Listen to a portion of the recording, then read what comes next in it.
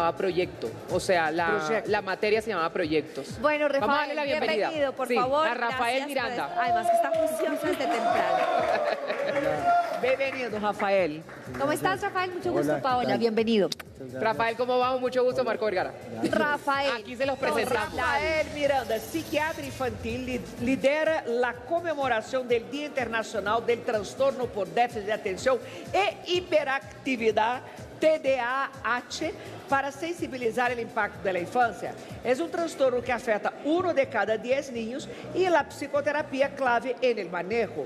El Instagram de Rafael, del doctor Rafael, es @Rafael Miranda Psiquiatra. Bueno, Rafael, entramos Antes de entrar em antes de- TDAH, que nós outros aqui temos, Marco e Joe, Por favor. porque nos perdemos em los Ingresemos temas. con el tema de la nueva aprobación de esta educación emocional.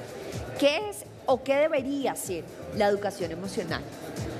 Bueno, digamos que de un tiempo para acá se ha visto la necesidad de complementar, ¿cierto? En todo lo que ustedes venían conversando, valores, emociones, afrontamiento en los niños que están en plenas etapas de crecimiento y desarrollo y que hemos visto como unas claras falencias o debilidades más bien en esta nueva generación. Pero ahí hay una discusión respecto a lo que es teoría y lo que es práctica, ¿no? Porque muchos decimos, claro, importante identificar, todos tenemos que aprender a saber qué es cierta emoción para identificarla, pero además es una habilidad que se desarrolla. O sea, en la práctica, ¿cómo va a funcionar? Porque nosotros debemos desarrollar habilidades para calmarnos, para controlar la ansiedad, Para reconocer para las regularnos, emociones. O sea, para reconocer eso que estou las emociones, sentindo, de que es? De onde vem essa rabia?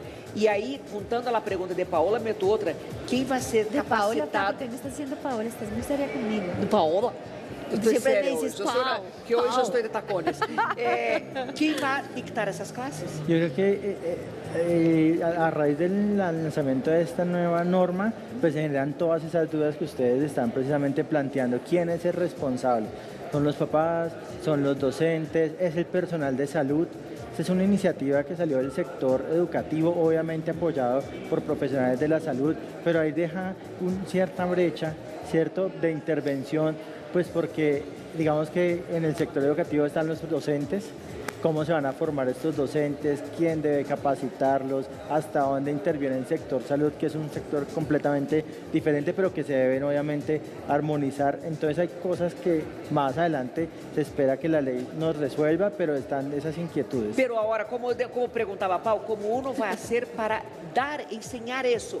Como que se ensina a um ninho a eso que está sintiendo es rabia, eso que está sintiendo Sí, es cansancio. ¿cómo lo hacemos en los es hogares? ¿Sabe que me hubiese ¿Cómo encantado podemos aprender en hacerlo? el colegio cómo manejar un ataque de ansiedad? Por ejemplo, ¿cómo lo hacemos? Danos Y una, hoy es de todo el mundo, ¿no? De todo una el clase mundo. práctica de cómo hacerlo para aplicarlo en nuestros hogares, por ejemplo. Yo creo que lo primero que todo es que hay que validar la emoción de los niños. Yo siento que eso es clave. Muchas veces los niños en ese crecimiento y desarrollo ni siquiera reconocen claramente qué es lo que están sintiendo y a veces no, lo nominan mal, como que a todos lo llamamos ansiedad. A veces están estresados, otras veces están bravos, otras veces están tristes, pero se ha generalizado en las últimas días, momentos, décadas la palabra depresión, entonces ya no es triste sino es depresión, Sí. ya no es estrés sino es ansiedad. E hablando de eso, déficit de atenção, transtorno de tampouco sabemos muito bem definir isso, que pode ser parte também desse processo de educação emocional. Claro. Hablar de déficit de atenção hoje em dia também é necessário, porque hacemos muita broma, pero hasta que ponto é um mundo hiperconectado ou realmente uma dificuldade marcadamente em um ninho essa patologia? Yo creo que tú dijiste lo clave, es decir, muchas personas se distraen, otras son impulsivas, están en plena, digamos, formación de su personalidad, pero cuando esos patrones de conducta son tan marcados que nos producen interferencias en nuestro día a día, que afectan nuestro aprendizaje, nuestra forma de relacionamiento, nuestras emociones, que nos ponen en peligro, ahí es cuando empezamos a decir que estamos hablando de un trastorno. Pero Rafael, un momento, porque yo sí creo que también hay un sobrediagnóstico. Y entonces Sí, hoy en día de hay una acuerdo. excesiva preocupación de los papás porque, ay, mi niño juega mucho, es hiperactivo. Es hiperactividad, Es eso, hiperactivo. medíquelo, llévelo al psiquiatra. Perdão, Entonces, peor vem depois, os colégios para que el profesor no Claro. tenga trabajo, No asuma, mandan es cierto. todos los niños a que sean medicados para que el profesor no tenga que lidiar con un niño creativo. Entonces, wow. ¿cuál es el Distraído. límite? Pero ¿Cuál es es el así, límite? y el sistema es cruel, y es una de las peleas que yo tengo con el sistema. Es Yo cierto. saliéndome del chiste que siempre hago, que nosotros somos presentadores con TDA, yo siento que yo soy una persona con TDA sin diagnóstico. No, tú eres distraído como todos nosotros. Es que yo, porque Sí. somos hablemos de eso, hiperconectados. hablamos de un diagnóstico realmente hoy en día, a qué edad se puede hacer, cuáles son unas pruebas necesarias, porque es que es cierto, o sea, los profesores ahora ven a un niño desordenado, entonces hay que llevarlo al psiquiatra, ven a un niño muy contento, muy, inquieto. feliz, o muy llorón, entonces claro, número uno, pues las etiquetas que son supremamente nocivas Horrible, en un espacio horrible. educativo, que ya sabemos las consecuencias en la convivencia escolar, pero además el diagnóstico, que Claro. es temprano y que es muy necesario. Bueno, entonces el diagnóstico del TDAH se puede hacer en cualquier momento de la vida, tranquilo. Pero generalmente... Un los- adulto, es súper difícil convivir con un adulto que tiene TDAH. Claro. Una pareja de una persona así sabe el sufrimiento Es que no has convivido conmigo. No, porque tú haces tu entrenamiento, mi amor, tú llegas a la hora, tú haces todo bonito. Vai. Ah, bueno, No, pero digamos en los síntomas siempre inician en la infancia. Ajá. ¿Sí? Son dos grandes grupos de síntomas. Están los primeros que son los de inatención, donde está el niño distraído, que pierde objetos, que se le olvidan las cosas, que Pero hay que eso- repetirle, que puede ser normal hasta Eso es cierto normal punto. en los niños, ¿De esos son acuerdo? niños. Y está el otro patrón que es como el hiperactivo, el inquieto, el que es impulsivo, el que no mide peligros.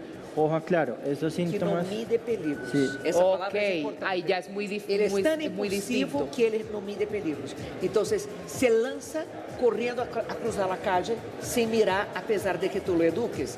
Y se lanza porque ve una pelota allá. Eso es otra cosa. Exato. Claro. Essa é uma coisa Claro. muito interessante para ver a la hora de diagnosticar. Ahora, esos síntomas se suelen durar por más de 6 meses, ¿sí? Y se presentan en distintos entornos. Entonces, no solamente es solo en la casa, pero en el colegio es muy tranquilo.